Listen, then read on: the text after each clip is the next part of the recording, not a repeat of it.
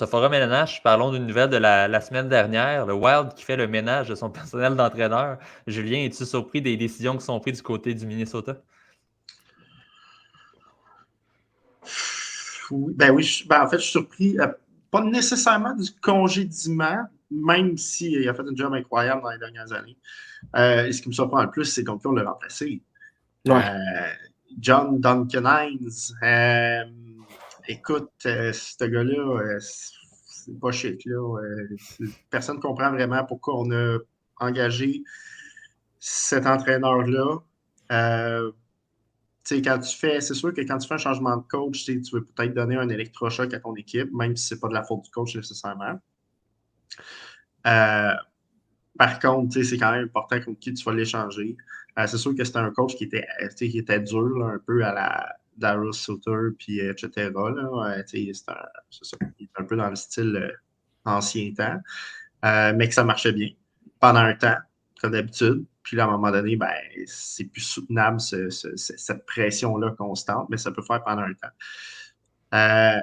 John Hines, écoute, en carrière, il est à 524, il n'a jamais été capable de gagner une série. On sait, là, c'est qui, puis il n'est pas bon. Fait que c'est assez surprenant quand même. Mais, depuis son arrivée, a 3 victoires en 3 matchs. Le Wild est de retour. Le fameux électrochoc. Exact. Mais ça serait à suivre effectivement de ce côté-là. Hugo, de ton côté, est-ce que tu es surpris par cette embauche-là?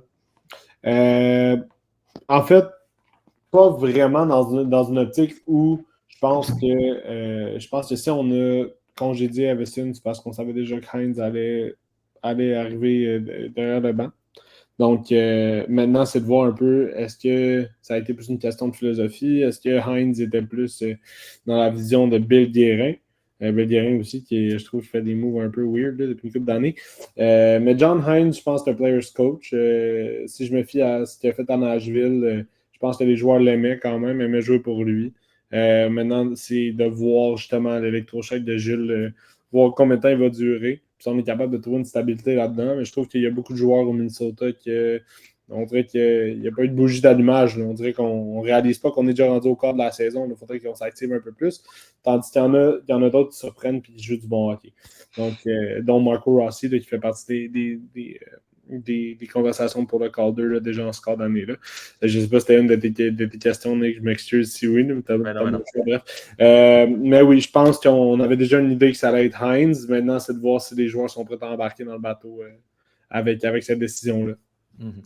J'aimerais quand même mentionner, puis tu pourras en parler, Marc-Antoine, je ne sais pas si tu comptais faire du pouce là-dessus, mais le Wild a quand même 14,7 millions d'argent non utilisé en raison des contrats de Ryan Sutter et de capture, de Parisé. Donc, veux pas, sans dire qu'Everson n'a pas de blâme à avoir par rapport aux insuccès de l'équipe, mais c'est plus difficile de gagner lorsque tu as 14,5 millions de moins que les autres équipes pour créer ton équipe. Là. Oui, ben écoute, j'allais pile là. Je suis vraiment content que tu en parles. T'sais. Ça me fait rire parce que Bill Guérin renvoie Everson, mais c'est lui qui se bloque les mains en ayant le problème du capture de Parisé puis Suter. Puis défensivement, c'est vraiment là qu'il y a des lacunes pas possibles. Là, je pense qu'il n'y a pas un défenseur qui est en bas de 30 ans. Là, je veux dire, ça n'a même pas de rapport. Et si ma mémoire est bonne, ils ont essayé un attaquant en défense qui est une recrue, Brock Faber. Fait que tu fais ça même plus rapport. Qu'est-ce qui se passe? Et dans le filet, c'est pas facile. Fait que si tu n'as pas une bonne défensive, il faut au moins que le gardien puisse te sauver. Écoute, même là, c'est très difficile. Fait que je pense aussi qu'on force des jeunes. Rossi, ça va quand même bien, mais tu sais, je pense qu'il joue premier centre, là, si je me rappelle. Ouais, il est rendu premier centre. Là. Écoute, ça n'a pas de sens. Moi, dans mon livre à moi, ça va être un ailier dans la Ligue nationale. Tu es peut-être en train aussi de brûler tes jeunes. Puis même niveau repêchage, chez Charlie Stramel, quand tu as une pléthore de talent, alors que lui, d'ailleurs, fun fact, il a été invité à 17 et 18 ans pour le U20, puis là, cette année, il n'a même pas été invité parce que ça va vraiment pas bien de son côté.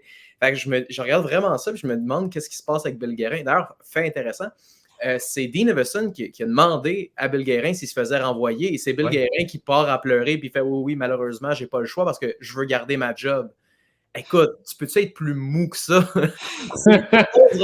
C'est ton entraîneur que tu as engagé, qui vient te voir, c'est lui qui te pose les vraies questions. Puis en plus, toi, à place de mettre tes culottes et faire « Ouais, OK, je me suis attaché les mains avec des mauvais contrats. » en ce moment, ça va pas très bien, je suis un peu pris, etc., etc. Tu le renvoies à lui. Puis tu sais, Dean Evason, il a fait des miracles parce que si cette équipe-là n'était pas aussi structurée qu'il l'a amené à l'être, jamais il serait une équipe qu'on parlerait en série, une équipe donc C'est compétitive. vrai. Écoute, je me rappelle l'année passée, on parlait de cette équipe-là comme un modèle pour le Canadien en disant c'est pas l'équipe la plus sexy, mais ils jouent tellement de manière structurée qu'ils sont, une équipe qui pourrait se rendre pratiquement dans le carré d'as. Fait que je trouve ça juste dommage. Puis c'est vrai que Dean Evason, il est un peu la vieille école. Il est un peu côté fouette dans les usines avec le contremaître. Là. Mais il y a quelque chose, par contre, qu'il faut quand même y donner. Puis des fois, c'est un peu là que moi, ça me gosse. Moi, j'ai rien contre les coachs, contre la poigne. Mais tu ne peux pas avoir autant de poignes quand ton équipe gagne que quand ton équipe perd. Si tu continues à fouetter une équipe qui est à terre, tu vas tuer ton équipe. Mais si tu fouettes ton équipe quand elle gagne, ben là, tu augmentes le standard de qualité puis tu crées tes repères pour avancer au prochain niveau. Je pense que c'est peut-être là qu'il s'est perdu parce qu'on veut tous gagner. Puis, je veux dire, lui, de la testostérone, il en a. Là, je veux dire, derrière un banc, tu le sens. La poigne de cet homme-là, c'est vraiment c'est quelque chose quand même. Là. Ça ne devait pas toujours être Jojo aller le matin à 9h pratiquer pour lui. Là. Mais ça pour dire que ben, c'est ça. Puis je pense pas qu'il y a un temps bon remplaçant. On le sait, le fameux électrochoc, ça dure 2-3 semaines. Puis après ça, on revient aux bonnes vieilles habitudes et même pire souvent. Fait que patience, prenez la patience. Puis Bill Guérin va peut-être sauter éventuellement. Là. Ouais. Ça serait à suivre de ce côté-là. Une autre équipe qui a beaucoup de difficultés dernièrement, on en a parlé un peu, veut pas, vu que c'est un adversaire du CH cette semaine, mais les Sabres de Buffalo, c'est assez décevant comme début de saison. Encore là, tout est possible, on est au quart de l'année, mais on a une récolte de 22 points en 25 matchs, seulement 10 victoires depuis le début de la saison. Bon, il y a eu quelques blessures, vous en avez parlé de l'incertitude du côté des gardiens de but, mais Hugo ne veut pas, là aussi, des postes risquent de sauter si on ne s'améliore pas rapidement, là, parce que les attentes était plus haute cette année. En fait, ce qui est extrêmement difficile du côté de Buffalo, puis je vais faire ça quand même court parce que c'est vraiment juste par là que je veux m'en aller, mais l'instabilité, mais la pression qu'on a mise sur nos gardiens de but aussi, là, je veux dire, nos 3 gardiens, c'est Luukkonen, Levi puis Comrie. Ces 3 gardiens qui sont extrêmement jeunes encore. Je considère Comrie comme étant jeune encore. Je ne connais pas son âge nécessairement. Je pense qu'il y a comme fin vingtaine, quasiment, il touche à la trentaine quasiment. Mais c'est des gars qui n'ont pas beaucoup de développement auquel on a fait hey, on vous a mis une turbo équipe devant vous, maintenant gardez les buts. Devin Levi est arrivé l'an passé comme un sauveur, a joué comme 7 games. C'était nécessaire qu'il aille dans la Ligue américaine, puis comme vous avez pu voir, il a super bien parti ça. Il a fait 40 arrêts dans une victoire des Americans. C'est exactement ça qu'il lui fallait. Puis je pense qu'en ce moment, l'homme de confiance à Buffalo, c'est mais là, il est blessé. Ça aussi, c'est une autre affaire, mais c'est Ukko-Pekka Luukkonen. C'est le gars qui donne les performances les plus constantes en ce moment, qui donne une chance à l'équipe de gagner. Puis, c'est un des gros problèmes à Buffalo. Là. C'est de l'instabilité des gardiens de but, mais aussi la pression qu'on met devant le filet, alors que ces 3 gars-là ont quasiment aucune expérience. Ouais, un pourcentage d'arrêt de 921 pour Levi en 2 matchs depuis son arrivée dans les mineurs, donc ça part bien. Marc-Antoine, de ton côté, penses-tu qu'on a pris la fin de saison l'an dernier, puis on a comme pensé que notre équipe était meilleure qu'elle était réellement, il y avait des petits ajustements encore à faire de ce côté-là? Ouais, puis ils ont trop d'actifs. Tu sais, je veux dire, le directeur général en ce moment, je ne sais pas ce qu'il fait, il dort au gaz parce qu'ils ont tellement d'actifs qui n'ont pas de raison de dire, tu sais, ils ne peuvent pas dire, ouais, on a, par exemple, justement, le Capper Capture. Ils ne peuvent pas dire non plus, on n'a pas d'espoir. Ils ne peuvent pas dire non plus, on n'a pas de choix au repêchage. Ils ne peuvent pas dire, écoute, ça leur sort par les oreilles, les actifs. Fait que c'est pas normal qu'ils n'ont pas trouvé la possibilité de dire, hey, on va se calmer pour le développement. Levi, soit le premier gardien en AHL, Ukko-Pekka Luukkonen, soit notre backup, puis on va aller chercher juste n'importe quoi. Regarde, l'exemple est dans notre face. Allen. On va vous donner un choix de 2 pour Allen. C'est quoi pour eux un choix de 2? Ils ont 4 choix de première ronde à tous les ans, je veux dire. Et puis leur équipe est déjà, là, on s'entend, le niveau de talent, là, pas de développement, de talent, est stacké. Là.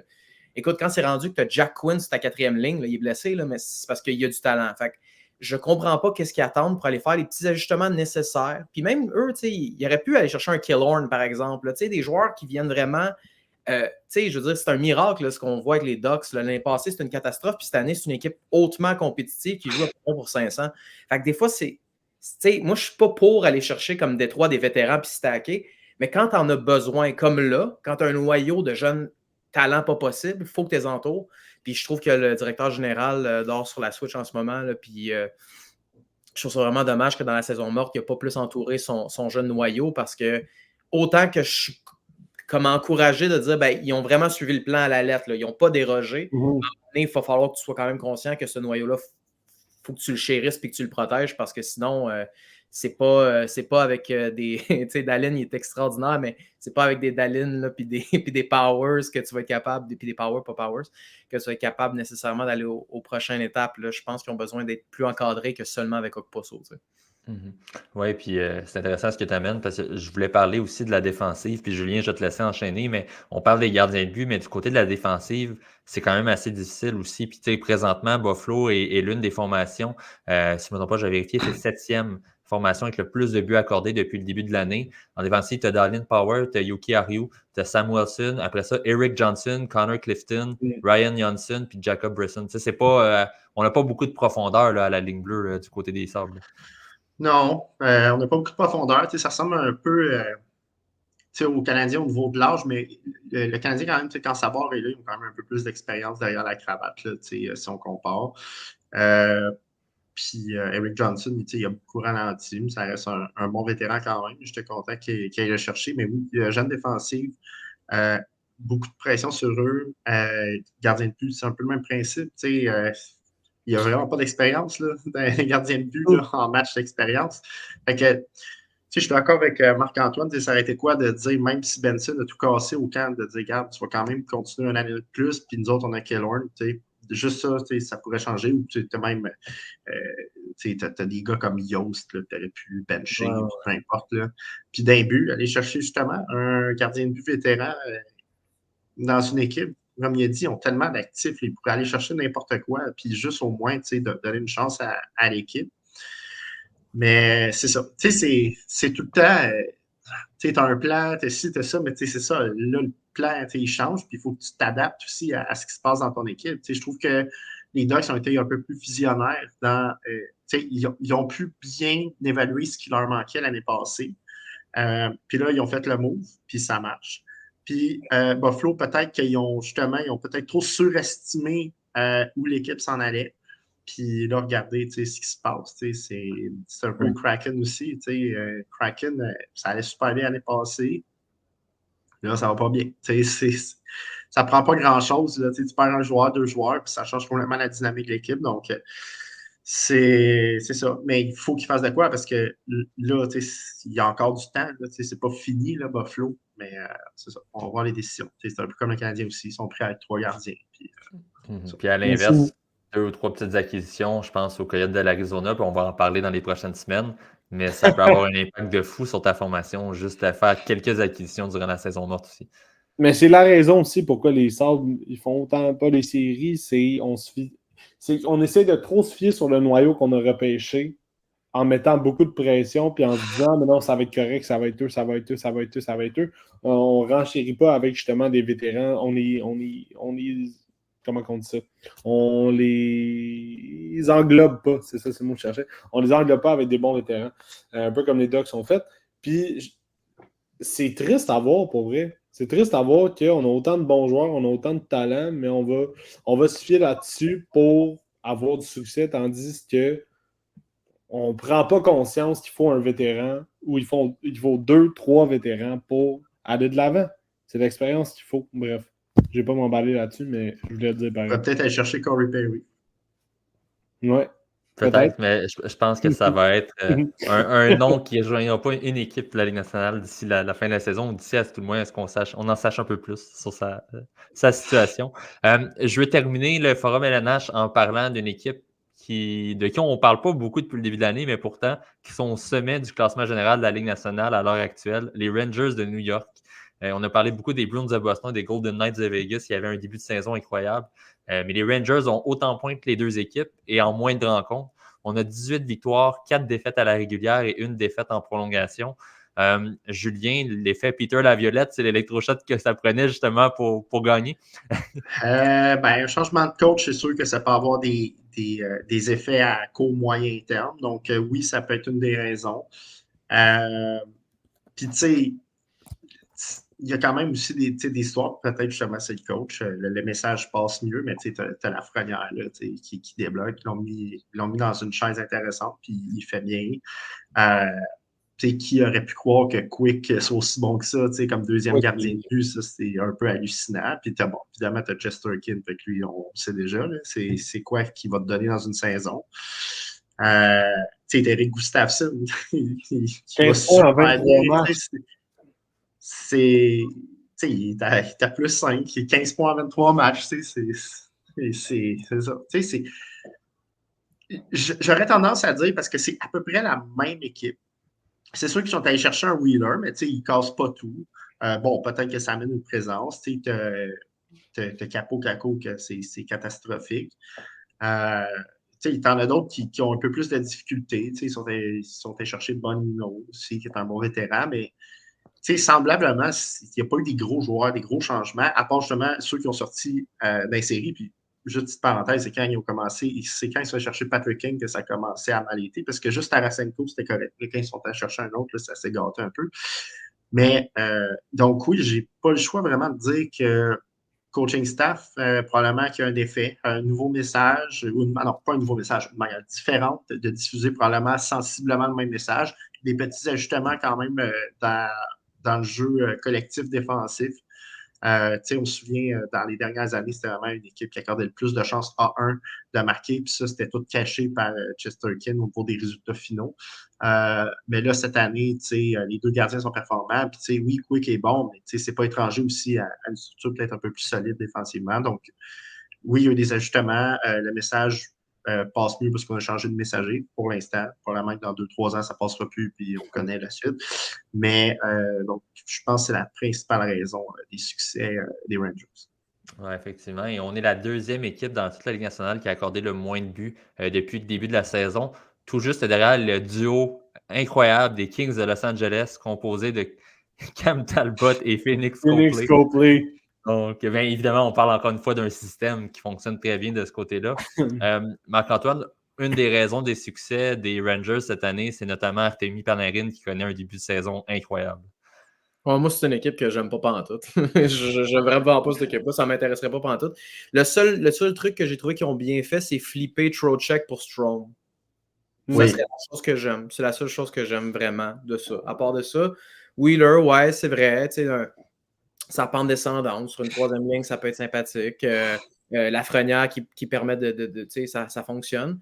Mais moi, Zibanejad en série, je ne sais pas trop ce que ça va donner avec Panarin. C'est pas... c'est vraiment un duo là, sur le powerplay extraordinaire. Puis en saison régulière, quand tu as 82 matchs, puis qu'il y a des blessures, puis qu'il y a du voyagement, ben, ils sont bourrés de talent, fait qu'ils sont capables de remplir le filet. Mais quand on va être en série, moi, je leur donne pas longue vie. Là. Je pense vraiment pas qu'ils vont être capables de passer. S'ils passent 2 rondes, moi, je tombe en bas de ma chaise. Je suis renversé. Comparerais-tu un peu la situation aux Maple Leafs des dernières années? On remplit le filet, mais une fois en série, on n'a pas assez de grit. Ben non, parce qu'eux, ils ont un core 4 extraordinaire.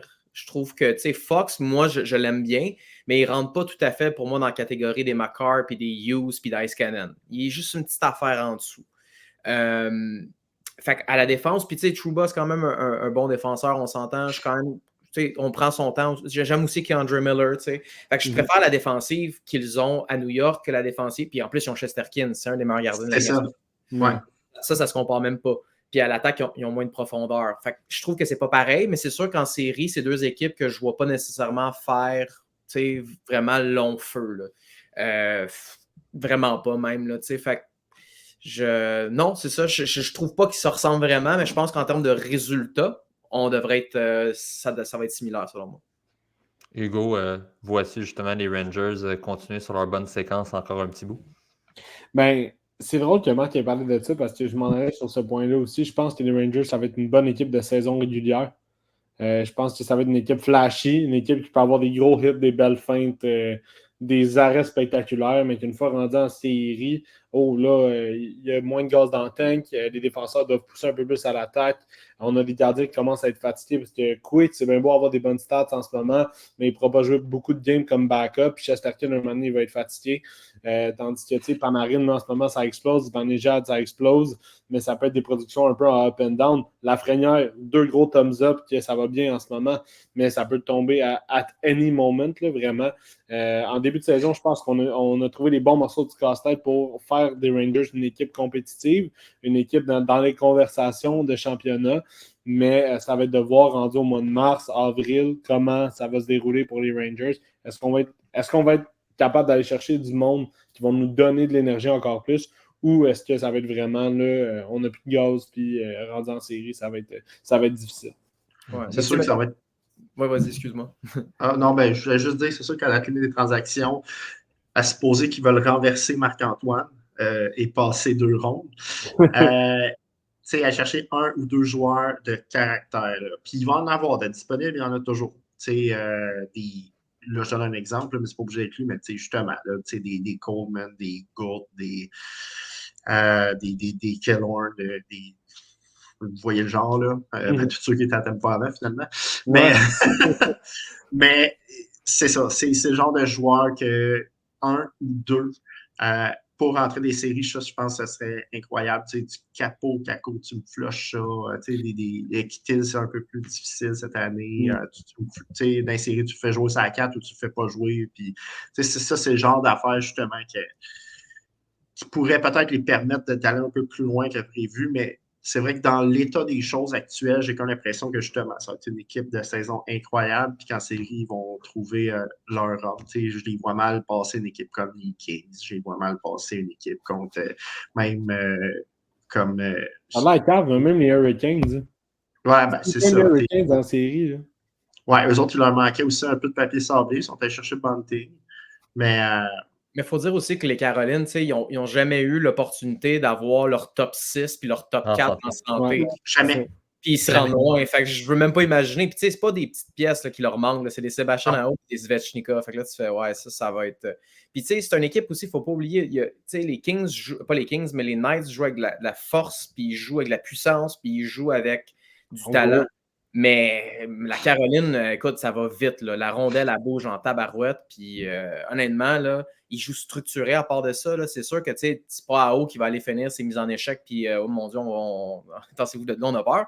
Mais honnêtement, ils pensent la game tellement vite, sont tellement structurés. Ils ont tellement de ressources que moi, cette année, là, Caroline, j'ai pas dans mon cœur. Puis de l'autre côté, les Knights, je les ai vus contre les Blues. Puis oui, en saison, c'est pas très sexy parce que c'est plus difficile d'aller chercher des buts parce qu'ils n'ont pas, c'est pas Barbachev qui va te sortir un gars de ses culottes puis faire un but comme Panarin le ferait. Mais en série, quand il n'y a pas beaucoup d'espace puis il faut travailler en espace restreint puis devant le filet, là, je regardais ça, là, puis son clutch, là, c'est lourd. Là. C'est niaiseux, Marc-Antoine, mais tu sais, Philadelphie avec la pointe de fer de Tortorella puis comment il joue cette année contre Rangers, je pense qu'il serait regardé sortir. Oh, oui, mais les Flyers sont allés chercher des joueurs qui fit dans le moule de Tortorella aussi. C'est pour ça que ça marche. C'est des Tépites, des Forster, ça va faire peur plus tard. Là. Puis il y a Cotter Gauthier qui s'en vient aussi, qui est lourd. Il y a Sanheim qui ont gardé, puis que finalement, ça a été une bénédiction. On parlait de les fameux échanges extraordinaires qu'on ne fait pas, puis qui finalement nous servent. Écoute, je pense pas que ça va sortir pas valable. C'était peut-être lui qui ne fitait pas. Puis, c'est ça. Ils ont fait un beau ménage. Parlant des Flyers, c'est une autre équipe qui a été coachée par la Violette. Je vous demande, je devance un peu ton quiz, Julien, combien d'équipes de la métropolitaine a coaché la Violette dans sa carrière? La Violette, il a coaché combien d'équipes de la métropolitaine? 3? 3, je pense. Attends, il a coaché Philadelphie, Washington, Rangers. Caroline? Ah bon, il a coaché les Hurricanes. Ben oui. Les 15. 4. 5 équipes. Vous manquez Islanders de New York. Islanders, c'est ça, je pense. Ouais, Islanders, c'est vrai. Ouais, donc on a coaché 5 des 8 équipes de la métropolitaine. Donc attendez-vous à ce que dans les prochaines années, il soit le coach des Penguins de Pittsburgh, des Blue Jackets. tu parles comme Éloi, là. Ouais, exactement. C'est lui qui a gagné la coupe, je pense, avec les Kings en plus. Oui, c'était lui l'entraîneur-chef des Kings à ce moment-là.